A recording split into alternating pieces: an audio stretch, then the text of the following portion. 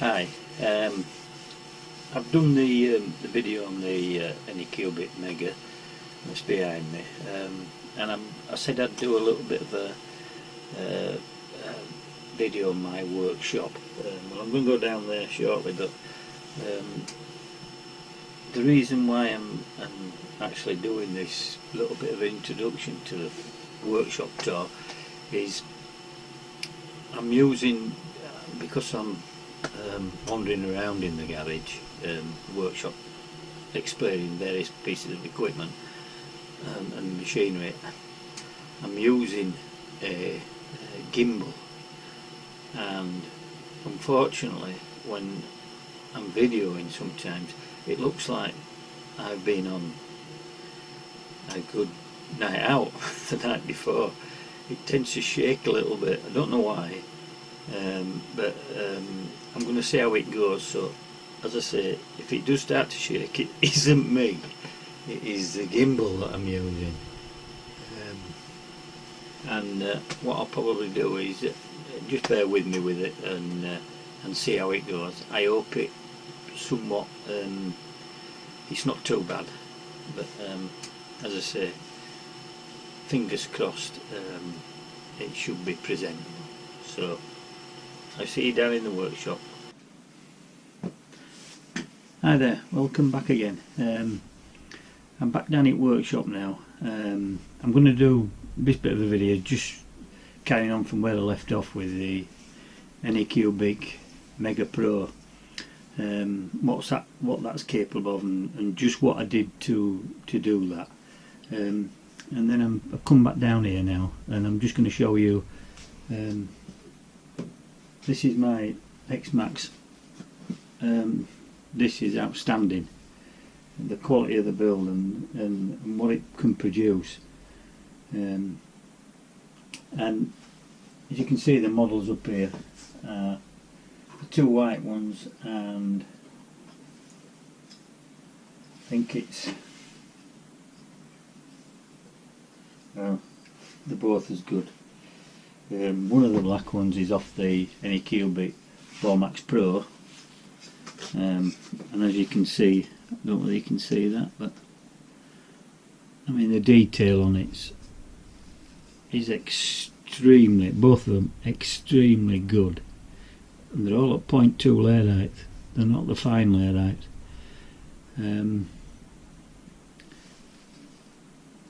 They're all done with rafts down here. I use rafts for the hips.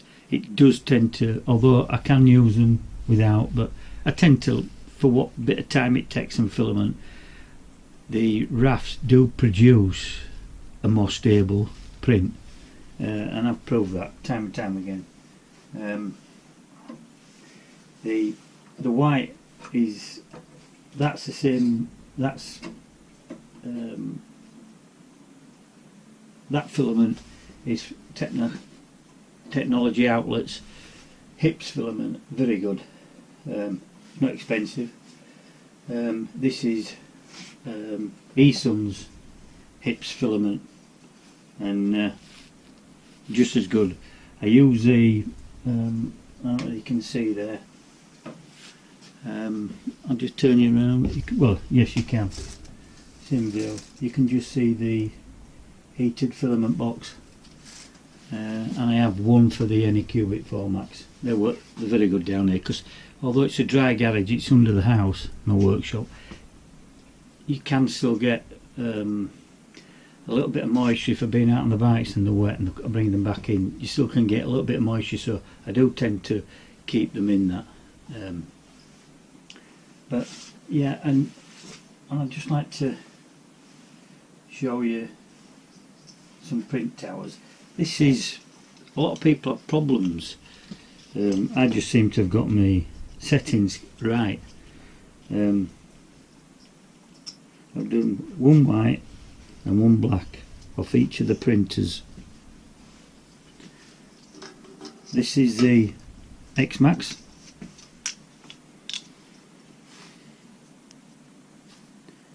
I haven't done anything, I haven't touched them.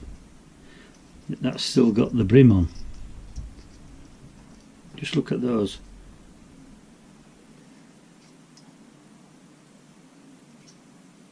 There's no feathering between pillars, none whatsoever.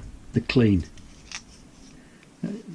And there's a lot of printers out there that can't do that. I know a lot of the time it's due to the settings. And I use Cura for the both, well, Quidiprint for the X-Max, but Cura for the 4Max. And there you go. Anycubic 4Max Pro. They are the same. Absolutely excellent. And you're working at slightly higher temperatures with the hips. Obviously not as high as ABS, but not far off. So if you don't get it right, and all this about you don't have cooling, it's everybody, you know, there's a lot of explanations out there, and you don't do this and you don't do that. It's for you to really find out what's best for you and your setup. Start with at a point where it might be someone's settings for Cura or the Quidiprint, but develop it from there. Make one change at a time. If that doesn't make it any better, move it back and then adjust something else. But what you've got to remember is with hips is the fact that because it's an ABX type filament where it needs high temperatures or higher temperatures than PLA, you can get warping, you can get, and that, by the way, that's at 0.2. It's not at its finest, and you can see the smoothness of that. There's a lot of controversy whether you have cooling on for ABS hips. People say that you shouldn't have any cooling off, not the cooling fan off. I did it on the Anycubic 4Max. I tried it first, did the print towers, cooling off both of them, and I thought, and I just got a whisper like a spider's web across. Not much, you could just put your finger through and it had gone. But I thought that I should be able to get rid of that. And how I got rid of it? I put the cooling fan on at 50% on hips, and that was the difference. Now people say you don't have cooling fans on with hips or anything ABS, you need that stable temperature. Well, that proved that theory wrong. It's everybody's, you know, it can alter with different filaments as well, different makes of filament of hips, you know, there's that many out there, but when you can get that clean on 50%, I think the only bit is that one there on top, and that's where the nozzle's finished, and that's 50%. So I thought I'll try it on the X-Max. So I did it on the X-Max, 50% cooling, hips, and that was the result. Look at the detail on the back. Absolute 0.2 layer height. Yeah, so that's something else to look at. You know, if you're going to print a model with a certain filament, try the towers first. Don't take long, and just try it with a little bit of cooling fan on, because I found out on the overhangs as well, when your filament's hotter, I reduced the actual tree supports on this a little bit from the back, and that's with the cooling fan on 50%. It stayed in place better. I certainly won't tell everybody to go switch the cooling fans on when they're printing hips or ABS. That's not what I'm saying. What I'm saying is try and get your print towers clean. Just try it. Try different settings, and then try your print, see how it's going. If it's not going the way you want, don't carry on. Stop the print. Make another setting change. It's all trial and error. It's getting to know your machines. As I said, anything to do with 3D printers, whether it be resin or FDM printers, is if you don't use it, if you buy it and spend a weekend using it and leave it for 2 months, so you get a bit more time, you're going to have forgotten those settings and what you did to get a decent print. You've got to keep at it.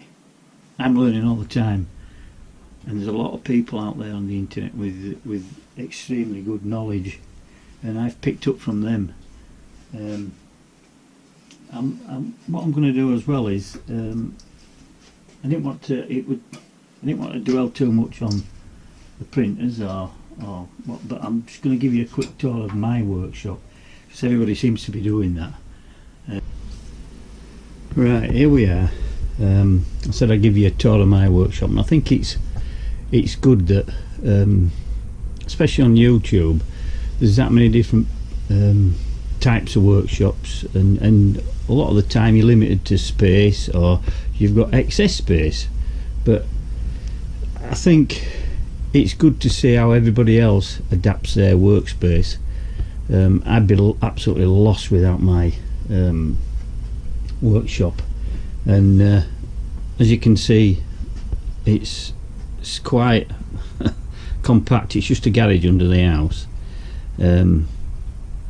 but I have quite a lot of equipment in here. Now, every bit of equipment in here I can use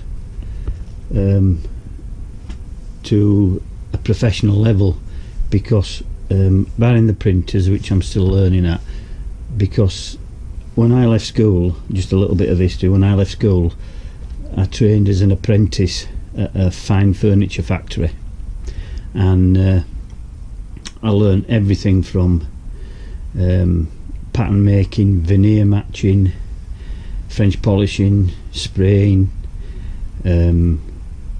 cabinet making, finishing department, and wood machining, where I actually served my time as an apprentice wood machinist. And I was City and Guilds trained.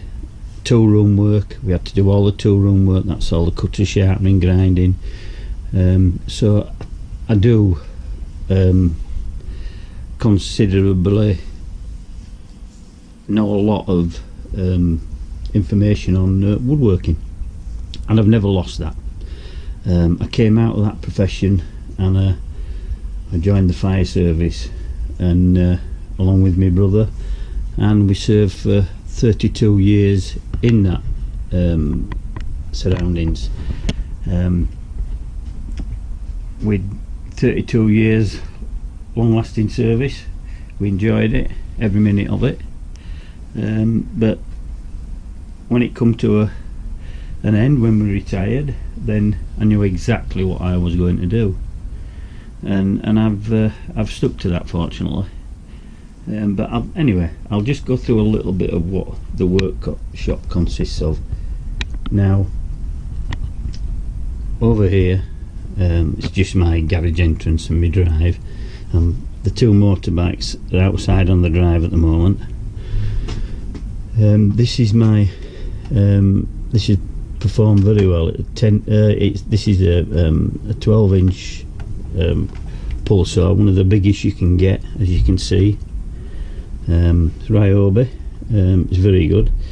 It's on the quick support stands, which fit onto the DeWalt stand, which is over in the corner, which is brilliant. Over on in the corner there is my large compressor. It's a little bit too big for me now, so I'm going to get a quiet one. Underneath here is my Electrobecum spindle moulder, and I've all the tooling for that as well, but it serves as a purpose made stand for the chop saw. Moving from left to right, here we have my PC, which predominantly works the 6090 CNC, which is, as you can see there, and then above that is the X-Max. Now when I want to use the large CNC, then I move the X-Max over onto the stand here. There's not a, you've got to utilise the space that you've got. Everything in here I can pull out and use at any given time, although it looks tight and cluttered, it isn't. And then it has the control box is here for the CNC. This the 6090 CNC has it's a solid cast base, so it's quite heavy. It has a 1.5 kilowatt water cooled spindle. This underneath here is a vacuum table, and this controls the vacuum table with the input for the vacuum table there. The vacuum pump is underneath the CNC table, and that's to switch the water cooling on, and that's for the vacuum. The beam is pulled right back at the moment for the CNC with the spindle over there. The X-Max is nearest to where the PC is that I use. This here is the Anycubic wash and cure station. I keep that covered because I don't want any scratches on the cover that goes over. And as you can see in the background there is an eSun filament holder box, heated box, and I've two, one for the X-Max and one for the Anycubic 4Max. I have a lot of materials over and sprays and cleaners and what have you, all up on the shop. That particular part I know where they are, and I keep them all together. That there is a DSP which controls the CNC, and I have a couple of vacuum pods here. This one I designed myself. This works on a ball. You keep the vacuum pump on until you press that something on top, and it presses that ball in. It lets the vacuum work. There's a blank in one end, so that you can take that out and connect another one to it if you wish. But I just use them for small objects. If I'm engraving a metal for like I've just done, I've used it over on the smaller engraver, some like brass coins, but they were medals for somebody for fishing, so I just did it as a favour really. Here we have some storage cupboards at the back which has parts in for the CNC and what have you. This is the dust extractor for the CNC. As you can see, it's piped in and it goes across to the, over in the corner, large dust extraction unit. There's things on top, but I just move them off when I'm using it. You have to, the garage is small, and although it's a bit larger than a normal garage, is you have to adapt your working conditions, and I've adapted it so that I move things to work something. That's fine, and I live with that. That's my choice. So the bag's on the top and the waste sack is underneath. I connect that pipe into there, and I can work all the way down there to the CNC. And you do, with the CNC, you do, especially if you're using MDF, you do need that dust extraction. I would advise that. Moving on to here is, down here is the 619 Kitty table saw, 10-inch. That's brilliant. That is a really good saw. I can put a dado head in it. It has a large sliding carriage which is on the floor there, and the cross beam is over on the wall over there.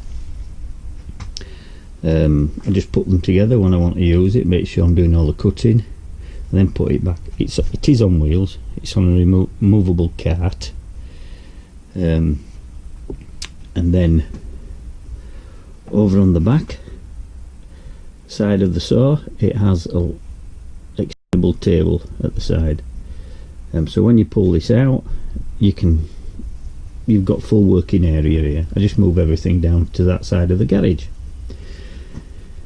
At the back I have a big cast variable speed lathe, and over in the corner I have a mortiser, slot mortiser, and over in the corner here I have, let's see if I can reach it, my father's metalwork lathe. I know a little bit about it but not much, and it's one of them things that I wish I'd have pulled the knowledge from him when I had chance, but I didn't, and that's something I miss out on, because it's a good accurate lathe. Better storage cupboards. As I say, there's a lot of containers in here at the moment, some camping gear up top, up there, because that goes under the house right back. Going back to on top of the 619 saw, this is my unit that I adapted to sharpen tungsten carbide saw blades, and this works extremely well. I'll go through it. That's the grinder. You can alter up or down at any angle you wish. Your saws fit on here.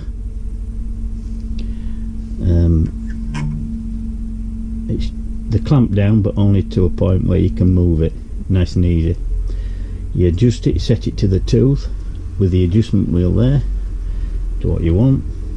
Once you've done that, that peg locates against the tooth. Then once you've done that, it's a simple case of locate against the tooth, clamp it down, move your saw in, and I always do 2 passes. And then once you've done that, lift that up, turn your saw around, that's spring loaded, that drops back into a tooth. This is all fully adjustable. You clamp it down and you move it back into the next tooth. It's all diamond wheels, and they're good quality diamond wheels, they're not cheap ones. And the amount of saws that I've sharpened on that is incredible really, and it's worked perfect. I've never changed the diamond wheel because I look after it. It's a dry cut diamond wheel, it's not a wet cut one. In our tool room where I used to work, ours were wet. You had a liquid constantly flowing, and it was virtually automatic. You go to my next thing is I've got my 4-inch belt sander. That's what that is, with a small 6-inch disc on. I use it, but not that much, but I do use it.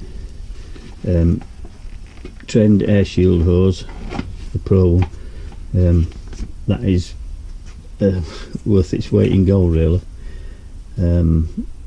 It's something that if you're working with MDF or any, well, timber, anything that creates dust, you must wear that. Safety issues really. Move along here, go to my Anycubic Photon S. As you can see, it looks like new. I've used it about 4 times now, that's all, but I believe in looking after things. When you purchase them, you pay. I paid a little bit over the odds when it first came out. This I should have waited, but I didn't. So it's cleaned off, and it looks like the day it came in. There's no marks on it or anything. It's same with the wash and cure station. I keep the protective film on there, especially with resin. What that's sat on, as I say, when I'm using that I move it all over to the stand. Next thing is my drum sander.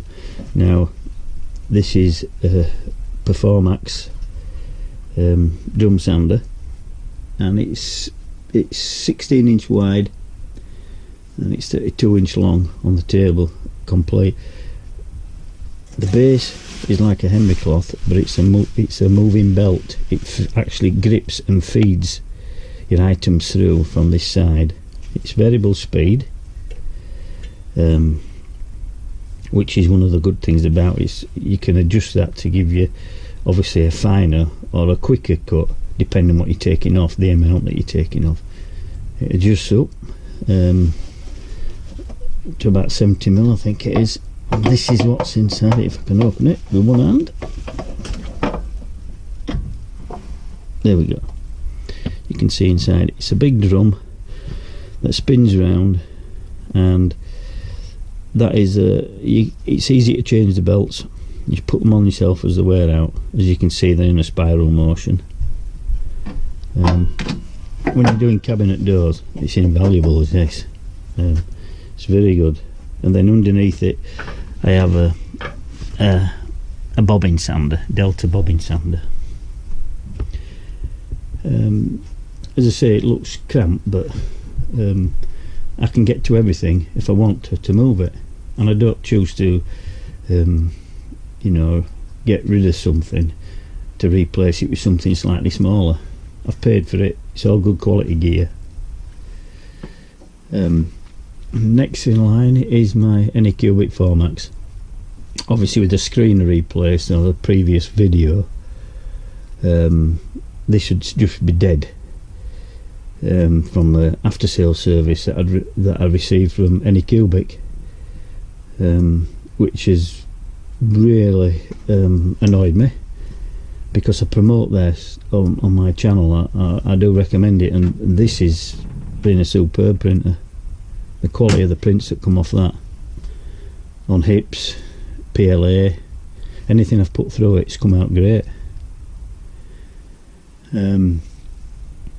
Next to that is my Tooltech engraver. This is really accurate. It's a CNC, it has its own PC, and that's all I use that for. I've changed the spindle on it, which I did a video on, to a ER11 collet as opposed to just a fixed collet, so it takes different cutters now, which is a lot better, and it's financially better as well. It's a 150 watt direct drive motor, so it's not overly powerful, but for engraving and some other you know, take a 1/4 mil cutter, so a milling cutter, and it does it all right. It just your feed rates, and that is quite heavy. This is all solid metal. They're not cheap to buy. I think now they're about over £2,000. So I got that at the right time. The PC for that is underneath. It's there, has its own. Moving around a bit more, underneath the house at this side is all power tools and various other pieces of equipment, and they're not just stuck away there. I use them. I just have to put them back. Some people might think, oh, it's a bit of a bind, but that's the way I choose to work. In the corner here is my it's a complete touchscreen PC, and that works K40, which I've got some videos on the K40. And we go from the K40 unit down to underneath the K40. This is my CW3000 industrial chiller, and I use that strictly for the K40. It's pretty effective, keeps the temperature stable even if you've had it on for quite some time, the K40, and I have one for the CNC as well. And above and at the side of that you'll see some units. This is this one and the one down there. They are electroplating units, and that's the heater on top. It's like a fish tank heater, and when I refurbish the motorbikes, which I've suddenly had to bring in because it's raining, so I'm a little bit pushed for space now, but as you can see, I refurbished, I've done about 3 motorcycles now, and when you're talking about the original nuts and bolts, it costs a lot of money to replace them, so I decided on I'd learn the art of zinc plating and chrome plating and do them myself, and I've done that. They've paid for themselves, and they're just here. I can't fashion to sell them, not at the moment anyway, in case you never know whether it's going to come in again for use. And then come up to here, and this is my DeWalt T-Stack toolbox set.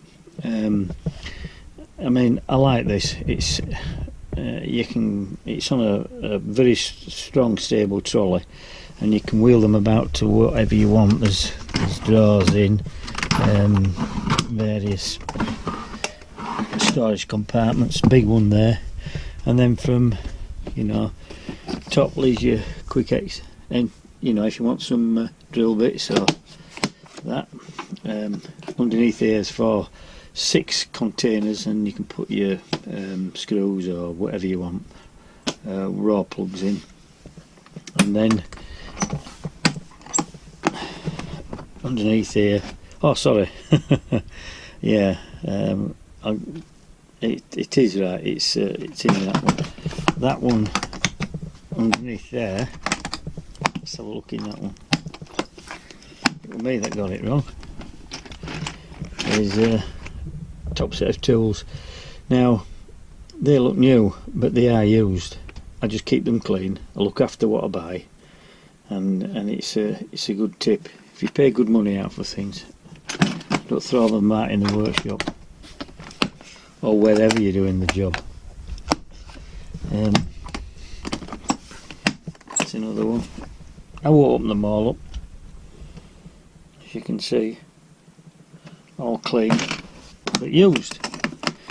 It's not a must to have one of these. You could have just a plastic toolbox. It's what you can afford and what you can fit into your workshop.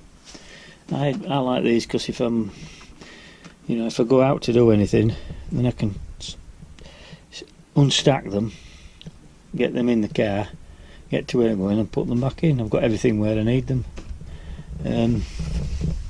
Underneath the back of there, all power tools and various other things, filament, and I use everything. There's very little in there that isn't used. I might have to move things out in order to get to them, but that's the way I have to work, and I accept that. There's point in smalling about it. That's how it is. I wish I had a lot more room, but I don't. And then, as you can see, when I pan round now, that the workshop is quite full because I've pulled the motorcycles in, because obviously it was raining. But if you just bear with me, I'll just have to move some equipment out of the way. Here we have my mechanics tool chest, various items, socket sets and various other things, and it's used, and the same, they're all kept clean, all wiped down after use. Then moving on to the underneath this bench, there's an Electrobecum, I think it's 10x8 surface planer and thicknesser. It's really good. It gives a good finish. It's sturdy enough. It's on a cart that I can pull out, so at any given time that comes out, I use it and it goes back. The dust extraction, which is there, I can connect up and it'll work off the top of the surfacer or thicknesser. I've never changed the blades in these. All I do is hone them up. Depending, you know, a lot of people tend to, when the roof's on in any item and they're going to plane it up, they tend to leave too much on. Well, too much on is going to go into chippings, and not on that. It's stress on the knives and stress on the planer. So, you know, the little you can take off, the better it is, and the better finish you'll get. That's really good.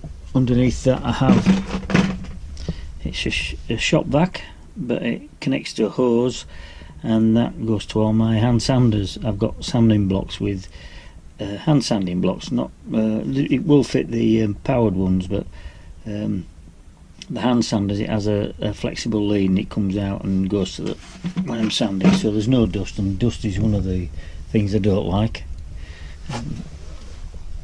There's another shop vac, and above that is my my airbrush compressor. Now I use that quite a lot because when I've been engraving or cutting any shapes out or anything like that, especially on the K40 and using MDF, I might want to paint them white or whatever I want to paint, and I use a small touch-up and airbrush guns. So that's really good, is that one. That's an Axminster one. There's my Electrobeckham bandsaw. Now it has a wider blade on that there. I think it's about 5mm wider than what it should have on, but it does fit, and it fits safely. That's good. You can resaw on that. That's powerful and accurate. And my pillar drill. As I say, I've covered the inverter for the solar panels, and it's great when it's free energy. Up to 3.2 kilowatts on a good day, so it pays for everything. And then moving along here, which is probably one of the most important parts about the workshop, and to the fact is that it's sharp, keeps everything sharp for the machinery, saws, chisels, plane irons, everything, CNC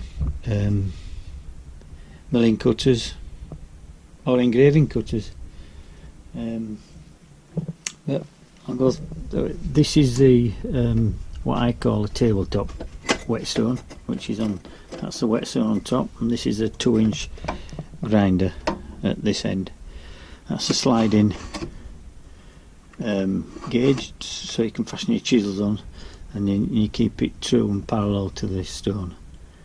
That's very good, but I think I'm going to sell that and get rid of that one, because I prefer this one now. And as this it looks new, it is reasonably new, but it's just that I keep it clean. I've put the new leather honing wheel on. The other one's in there. I just put a new one on because I put different pastes on different wheels. I haven't used this one yet, but I've used the other one. This is brilliant. It's a brilliant bit of kit.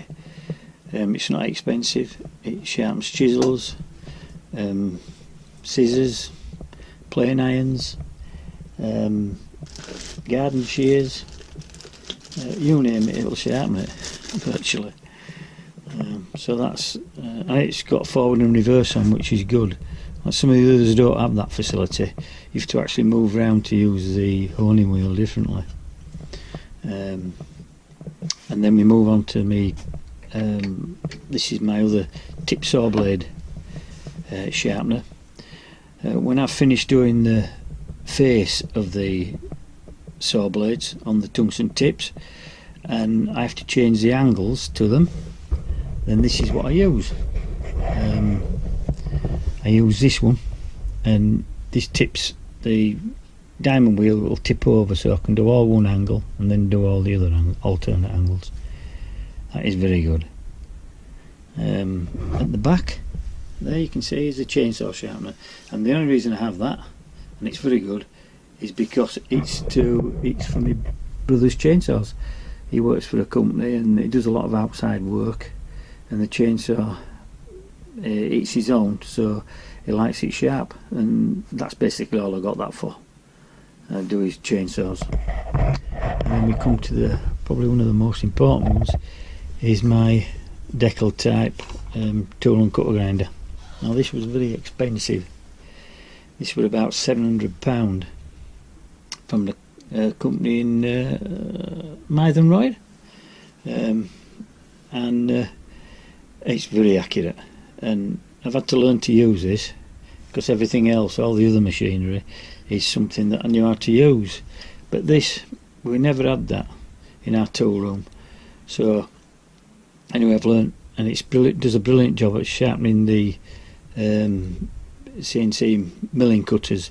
I've had to learn how to do the spirals on the outside, and that is probably the most difficult.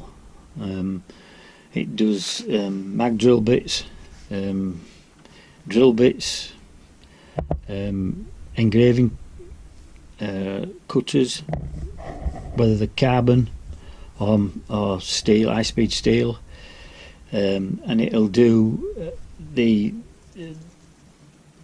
I mean, when you look at the machine itself, diamond wheel on, there is a normal grinding wheel up there, but I never use it.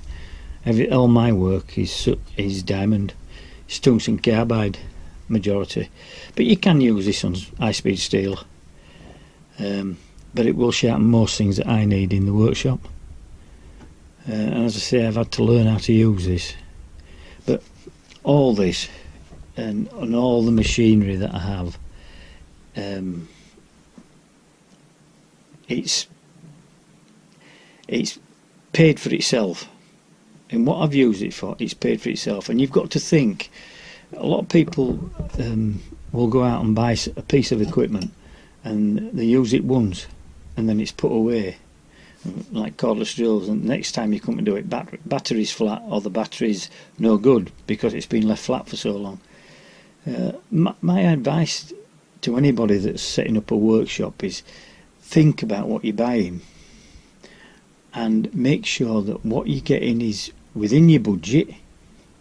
You can use it, or at least learn how to use it safely, and that's the most important thing. These run quite slowly, that runs quite fast, but it is as safe as you want to make it. You know, I know how to use them safely, but somebody that doesn't quite easily move, when you move this in to there, if you have your fingers in the way there, you can see what's going to happen. And it's so easy to do, you're not realising. Mistakes are made, that's fine, all good and well, but not to the cost of your fingers or your eyesight or anything like that. So safety in here, especially with it being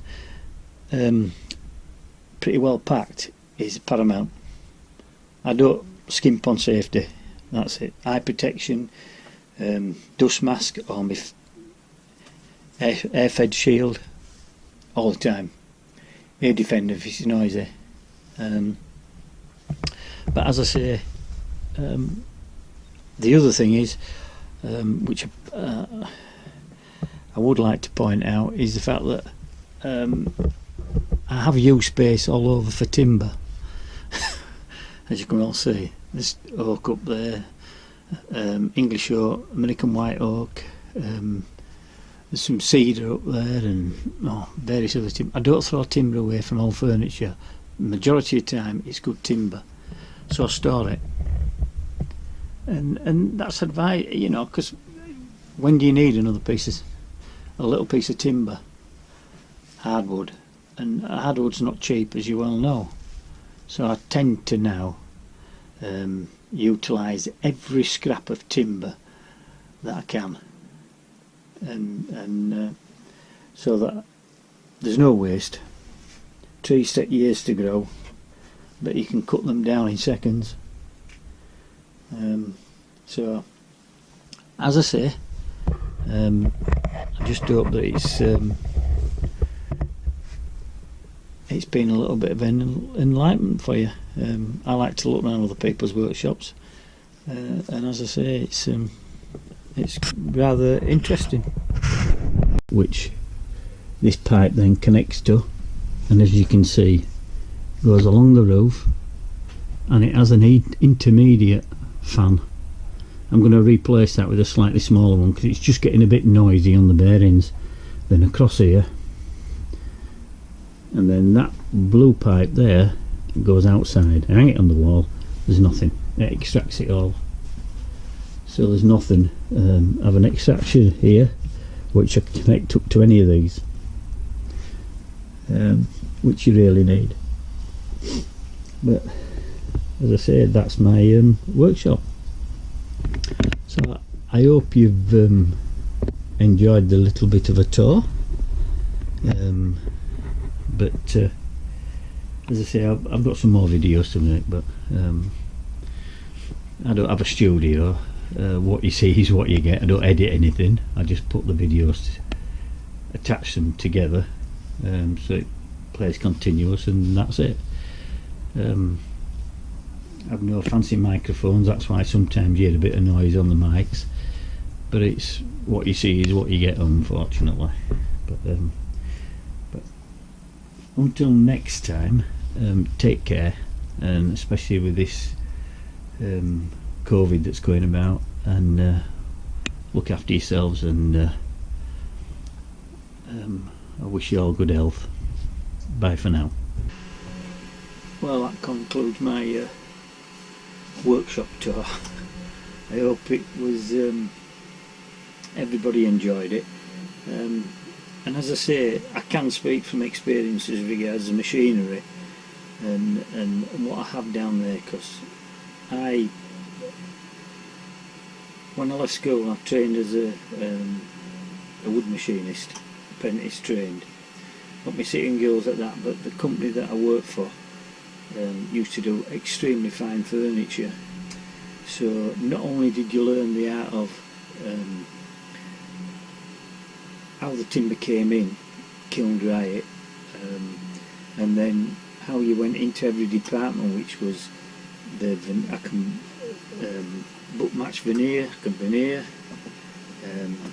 I can cabinet make, I can spray and French polish.